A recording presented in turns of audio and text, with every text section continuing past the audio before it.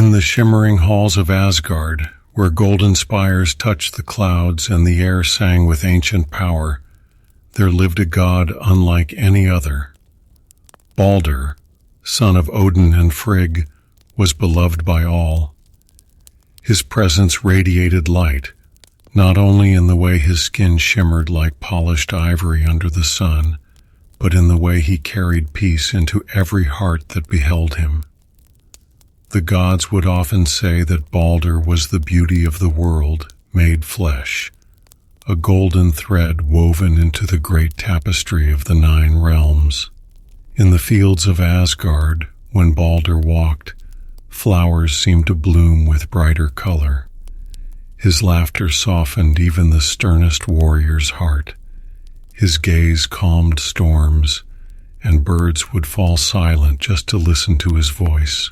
He was the joy of the gods, the light in the long shadow of time. But even in the most perfect light, a shadow can form. And so it was, one quiet evening, as the golden sun dipped below the far mountains of Vanaheim, Baldur laid his head to rest. The winds were soft. The sky was painted with lavender and gold. The stars blinked awake, one by one. And in that silence, he dreamed. But this was no ordinary dream. It came with weight, with cold, with the stillness of the grave. The night fell slowly over Asgard, like a velvet curtain drawn across the heavens. The golden towers that once gleamed under the sun now glowed faintly beneath the silver wash of moonlight. Within the high halls, where candlelight flickered gently along the carved wooden walls, the gods grew quiet and time itself seemed to breathe more slowly. Baldur, the shining sun, lay still in his chamber, wrapped in furs of white and gold. His long hair fanned across the pillow like sunlight on fresh snow. His face, ever serene, now shifted gently, eyes stirring beneath closed lids, his breath slower, heavier. He had entered sleep, but not peace. The dream came, not with color or form, but with cold, an ancient cold, the kind that seeped into bone and memory alike. Baldur stood in the middle of a silent field. The grass beneath his feet was gray and brittle. No bird sang, no wind blew, only silence. And then the shadows began to move. From the edges of the dream came forms, unclear, shifting, dark. They slithered along the ground like smoke, rising into the shape of things vaguely known. A wolf with bleeding eyes, a mountain of skulls, a sun eclipsed. Baldur turned, and before him stood a figure robed in black, its face hidden by a hood, its presence cold and heavy. The figure raised a hand, and in that gesture, Baldur saw himself, lifeless, pale, draped in white. He watched as flames consumed his own body, while the gods wept around a stone pyre. Frigg sobbed into Odin's chest. Thor's hammer lay on the ground. Even Loki turned his eyes away. Baldur tried to speak, but no voice came. His mouth opened, but no sound passed through the dream. And then he felt it. Not pain, not fear, but a terrible aching stillness, a sense that the world would fall silent forever, and that it would begin with him. The wind began to howl. The stars above cracked like glass, and from the earth below rose a whisper. Ragnarök. The word echoed in his chest like a drumbeat of fate. Suddenly, Baldur awoke, gasping, sitting upright in bed. The candle beside him flickered violently. His chest heaved with breath. He placed a hand on his heart, and in the silence of that moment, one truth stood firm. He had seen his death, and it had not come as a warning, but as a promise. Dawn crept slowly across the 9 realms, and Asgard stirred beneath a sky of pale flame. Snow clung to golden roofs like threads of silver, and cold air passed silently through the great halls, brushing over runes carved in wood and stone. Something unspoken lingered from the night, an invisible weight pressing down on the walls, a breath caught between worlds. Baldur had not told anyone about the dream, but his silence spoke. He moved as if wrapped in fog. He smiled, but his smile no longer reached his eyes. The light around him, once bright and effortless, seemed now slightly dimmed, as if he were slowly fading from the world, moment by moment. Frigg, the mother of all mercy, saw it first. She watched him from afar as a shadow passed behind her son's gaze. Odin saw it too, though he said nothing. He only looked longer than usual, deeper, as though searching for something beneath the skin. The All-Father called a council. From across the shining kingdom, gods came forth. Heimdall, Bragi, Tyr, Freya, even Njord. Thor walked in last, grim, thunder in his shoulders. Gladsheimer's high hall opened its iron-bound doors, and cold wind swirled through as the Aesir gathered. They spoke little at first. The silence was heavy, thick like smoke. Then Baldur entered. He had not been summoned. He came of his own will. Wrapped in furs, he moved like snowfall, gentle and deliberate. His boots made no sound on the stone floor. He stepped into the center, where the gods sat in a ring of carved thrones, and he began to speak. "I dreamed," he said, "that I died. I lay on a pyre. The sky above me held no stars. The rivers ceased to flow, and the gods stood around me, silent." His voice did not waver, but it was thin, like light behind thick clouds. Frigg gasped softly. Thor frowned and reached for his hammer. Bragi gripped the edge of his seat. Baldur continued. "I saw not only my end, but the end of all. The tree withered. Wolves howled in the empty heavens. Something is coming." The silence returned, more complete than before.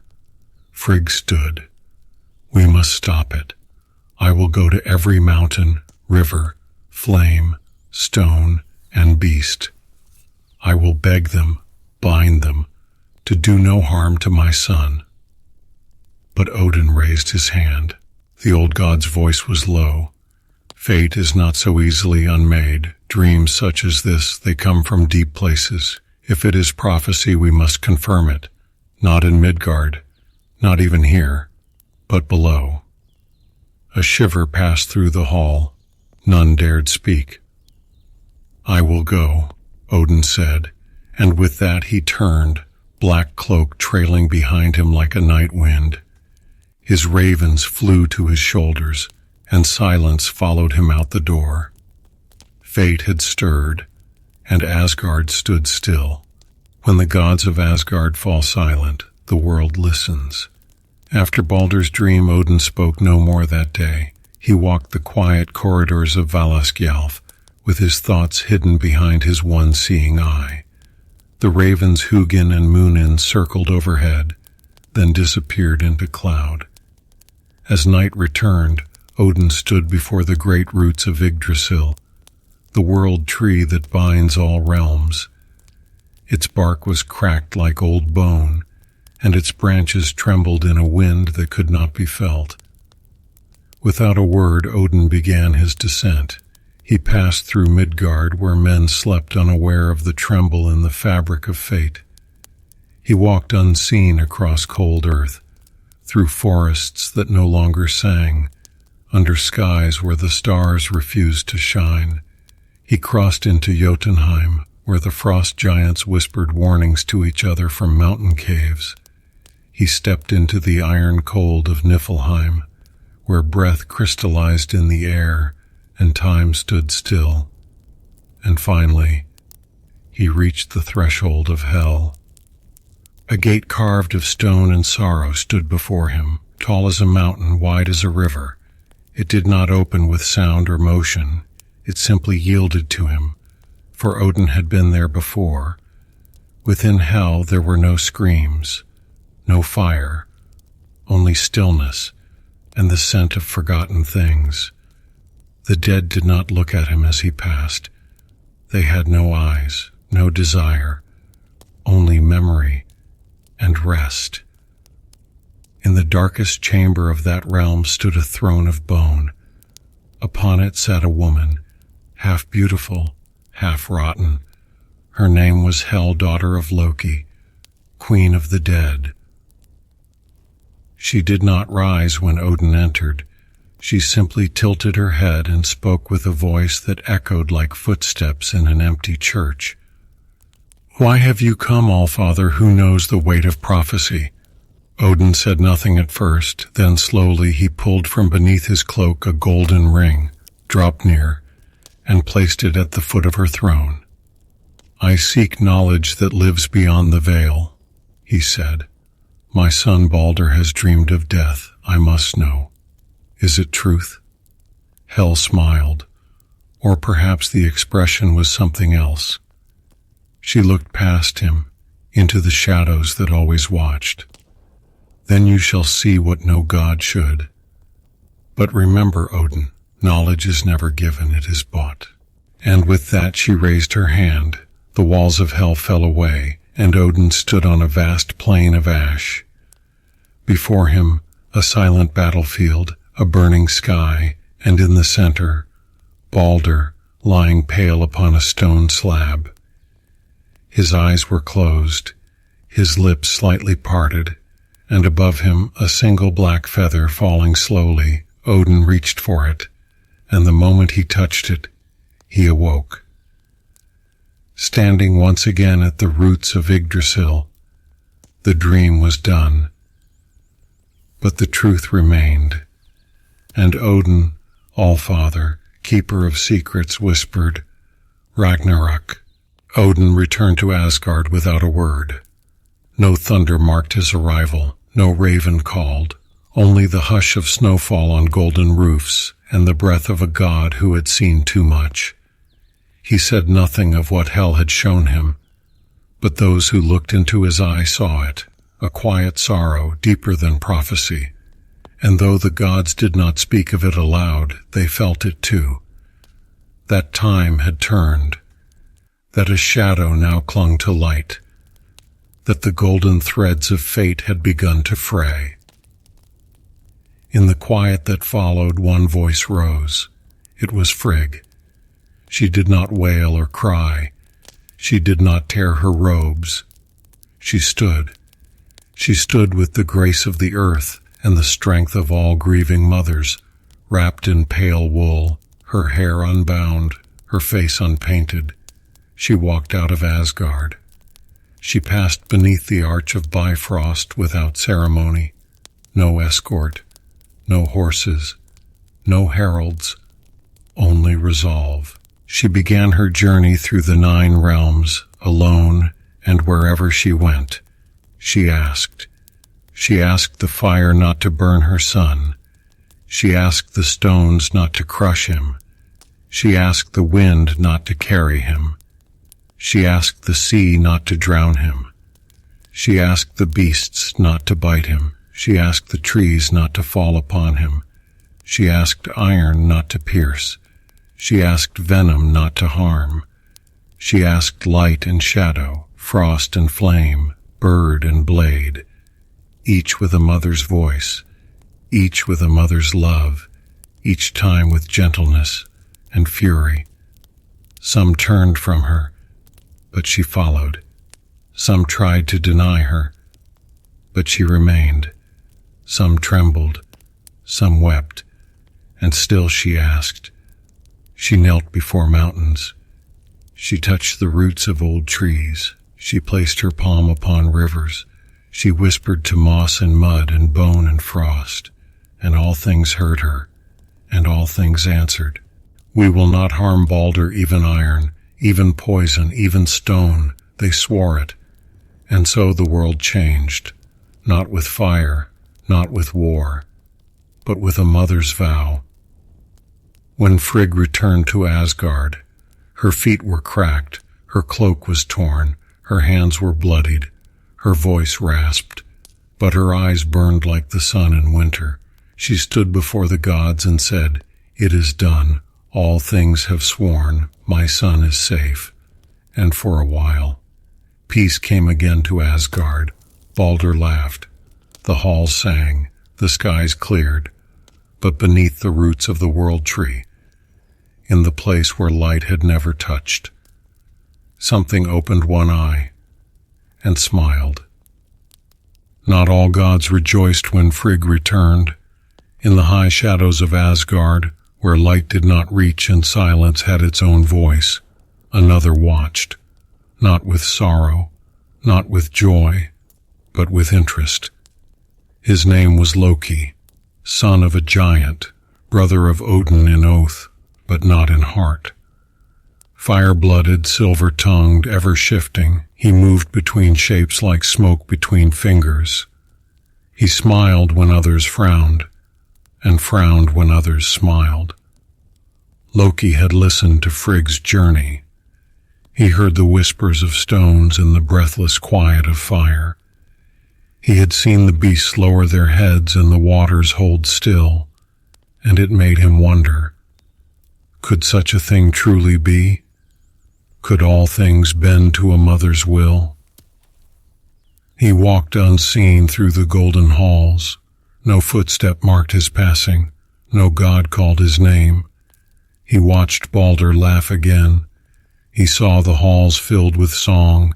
He saw Odin's gaze still clouded, and Frigg's shoulders still heavy, and something within Loki stirred. It was not hatred, not yet. It was curiosity. He remembered the oath, the one sworn by every creature, by metal and tree, by tooth and flame. And he asked himself quietly, almost gently, did she ask everything? He said the words aloud only once, but the idea rooted itself like a seed in fertile earth.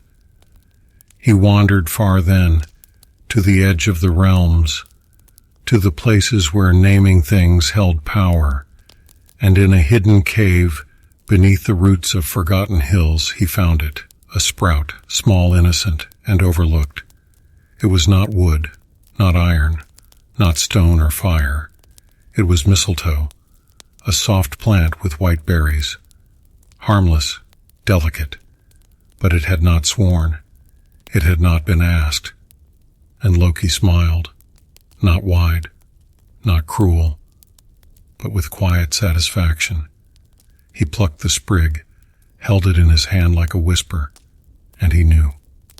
Not today, not tomorrow, but one day. It would be enough. And the gods, so full of light and love, so sure in their safety and oaths, would never see it coming. Above him the sky remained calm. The halls of Asgard rang with laughter, but the trickster watched and waited. Time passed gently in Asgard. The air no longer carried the taste of dread. The fires in the great hearths burned warm but not wild, and in every hall laughter returned, soft at first, then louder, then bright. Baldur's face held light again, not the untouchable glow of prophecy, but the simple warmth of joy. He walked among his kin with peace in his heart, and a smile that even the All-Father dared not question. The gods were pleased. No shadow had fallen, no curse had come. The world had kept its word, and so they celebrated, not with feasts or war, but with play.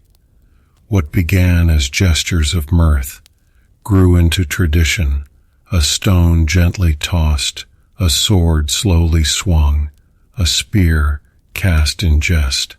Baldur stood in the center of it all, the untouchable, the blessed, Iron could not harm him, fire bent away. Thorns refused to prick. Even wild beasts lowered their heads in respect. The gods marveled. Each day the games grew more bold, and each day Baldur stood still and unharmed. Heimdall hurled a hammer, Freyr called forth fire.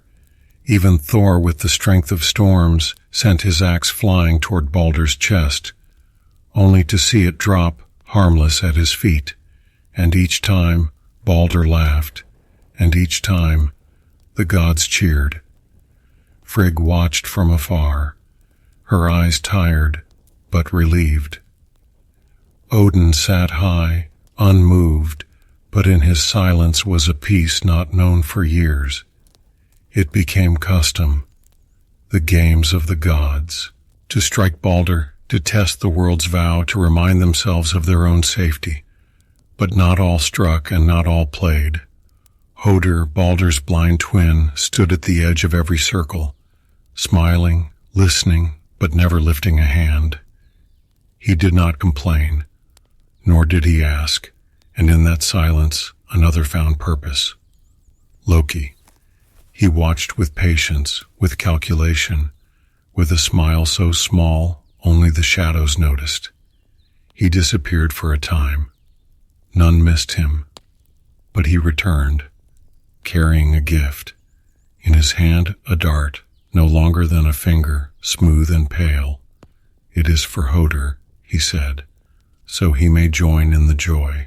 The gods laughed, so clever, so kind.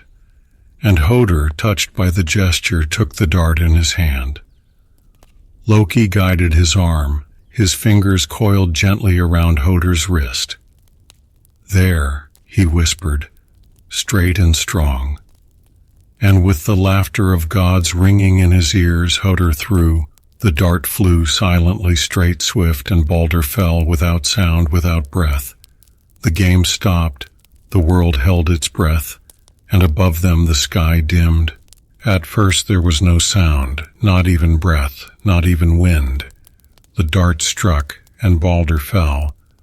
A simple thing, a motion so small, a single point in a long thread, and yet it severed something eternal. The gods did not move. For a long moment the hall remained still, like the air before a storm, like a dream breaking. Baldur lay where he had stood, his face peaceful, his arms outstretched, as if he had chosen rest. But his chest did not rise, his lips did not part, his eyes did not flutter. He was gone. The laughter which only seconds ago had filled the hall like golden music died, and in its place came silence. It was not the silence of peace, nor sleep, nor calm. It was the silence of a wound too deep for sound. Frigg dropped to her knees. Her hands did not reach him fast enough. Her voice did not come. Only a soundless cry. Only a breath caught in time. Odin remained seated, but his face turned to stone. The gods looked at one another, then looked away, unable to speak, unwilling to believe. And Hoder stood frozen, the dart still in his hand, his head tilted as if waiting to hear applause, but the silence spoke louder than words, and his smile faded. Loki was gone. No one saw him leave. No one called after him. All that remained was Baldur and the stillness. They carried him, not with ceremony, not with triumph, but with trembling hands. The fires dimmed, the skies darkened, the birds ceased their song, and across the 9 realms, creatures paused. Even hell knew. A ripple passed through the roots of Yggdrasil, a shift in the threads of fate, a note missing from the song of the world. Baldur was light, and now light had died. The gods wept. Thor roared in fury. Freyr wept into the earth. Bragi dropped his harp, and Tyr knelt, his hand clenched in silence. But none grieved as Frigg did. She sat beside her son's body, and for the first time in all of creation, a goddess wept with no hope. Her tears did not bring healing. Her cries did not stir fate, only sorrow, raw and endless. Then came the ravens, Hugin and Munin. They circled above, then landed at Odin's feet, and the All-Father spoke, "I have seen the end, but not this." And thus began the mourning of the gods. The sun dimmed for days, the stars wept in the sky, and the world turned quietly in grief. But deep below, beneath stone and time, in the realm where shadows breathe, Hel waited, and her throne was ready. As the gods mourned, time moved like cold honey. Days passed, nights lingered, but nothing filled the space where Baldur had been. His absence was louder than his presence had ever been. Even the wind seemed unsure where to blow. Even the stars seemed to blink more slowly. In Asgard, silence ruled, songs stopped, feasts faded, and Frigg, whose sorrow no longer made sound, stood before the gathering of gods, and whispered, "We must bring him back." Some doubted, some dared not speak, but Odin did not look away. He stood and turned to his son, Hermod the brave, a quiet god, strong in silence, swift in duty. "Ride to Hel," Odin said. "Ask her to release him." Hermod bowed his head, and without feast or farewell he went. He took Sleipnir, Odin's 8-legged steed, the only horse who could run across air, across shadow, across the thread between life and death. The sky did not darken, the winds did not howl, but the world watched, and Hermod rode through the forests of Midgard, where trees whispered Baldur's name, over frozen rivers, where his hooves did not crack the ice, past the gates of Jotunheim, where giants paused in silent respect, and down into the gray lands beyond breath. He rode for 9 nights, through black valleys and forgotten winds, and the dreams of the dead. No food, no light, only purpose.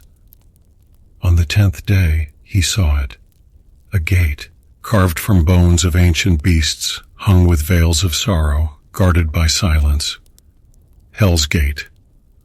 Hermod dismounted. Sleipnir did not protest. He walked forward, and the gate opened, not because it recognized him, but because it knew why he came. Inside, Hel was waiting, on her throne of stillness, half her face serene, half cold with decay. Hermod bowed. "I have come for Baldur." Hel did not answer. Not at first, only the flickering of pale fire, and the breath of those who no longer breathed. Then she spoke. "He is here. He sits beside me and brings light to the land of shadows. If all things weep for him, I shall release him." Hermod said nothing more. He turned to Baldur, and the god of light smiled, not with joy, but with peace.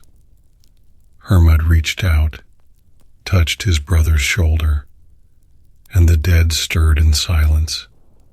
He returned the way he came, not with Baldur, but with a promise.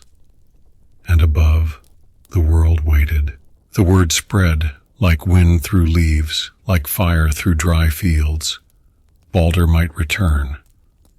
Hermod had brought a message, a fragile hope, a single condition spoken from the depths of Hel. If all things weep for him, he may rise again.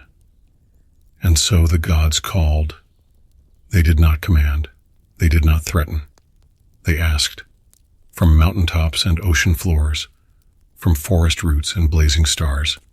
They asked the beasts, the stones, the fire, the frost. They asked the winds and the rivers and the sky. They asked men and giants and dwarves and elves. Even the birds cried, even the trees swayed in mourning. The world, it wept, the 9 realms, from Asgard to Niflheim, from Midgard to Muspel, all bent beneath the weight of sorrow. Tears fell like rain, from gods, from mortals, from the forgotten and the eternal. Even Frigg wept again, though she had no tears left, and Odin, the All-Father, the Unshaken, turned his face from the stars and let sorrow fall, and when it seemed all things had mourned, Hermod returned to Hel's gate. He stood before her. Head bowed, it is done. All things have wept. The world is empty without him, and Hel still, cold, yet strangely radiant, answered all things, save one, a pause, a stillness deeper than silence. A single voice did not cry. A single heart refused sorrow. So he shall remain. Hermod did not argue. There was no use, for the gods had done all they could, except watch more closely, far away, in a quiet place. A figure sat, not god, not beast, an old woman, wrinkled, bent, and unmoved. When asked, she said only, "Let him stay in hell. The world is better without him." Her voice cracked, not with grief, but with bitterness. Her eyes held no light, no pity. And when she vanished, so did her disguise, for she had never been an old woman. She had never been forgotten. It was Loki, the trickster, the unbound, the smile behind the sorrow. And thus, Baldur remained, in hell, among the still, among the shadows, and the gods, once so sure of order, knew now that chaos had a name. There was no punishment that day, no war, but something changed, something broke. The halls of Asgard grew quiet. The sun lost a little warmth, and Odin sat longer beneath the branches of Yggdrasil. Ragnarök had not come, but it had begun.